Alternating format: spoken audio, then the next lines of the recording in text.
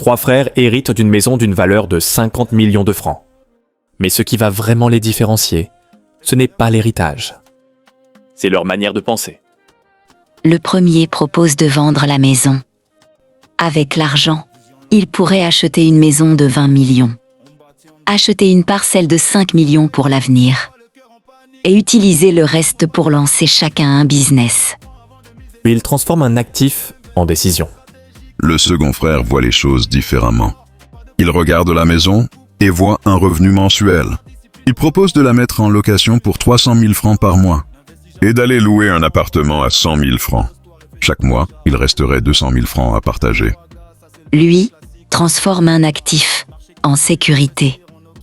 Donc finalement, lequel des deux est le plus intelligent? Celui qui vend et investit, ou celui qui garde et sécurise? En réalité, la question est un piège. Parce que les deux raisonnent encore comme des gestionnaires d'argent. Le troisième frère regarde la maison et voit autre chose. Il voit un levier. Il dit « Gardons la maison. Louons-la, mais utilisons cet actif comme garantie auprès d'une banque. Et servons-nous de cette garantie pour financer un deuxième actif. Puis un troisième. » À partir de ce moment, la maison n'est plus simplement un héritage. Elle devient le point de départ d'un système. Les deux premiers prennent des décisions. Le troisième construit une structure. Le capital de départ ne crée pas la richesse. La structure crée la richesse. Le vrai levier, ce n'est pas la dette, c'est la structure.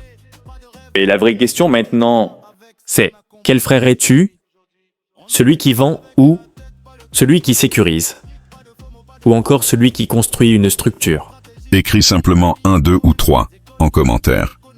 Parce que la richesse n'est pas une décision, c'est une architecture.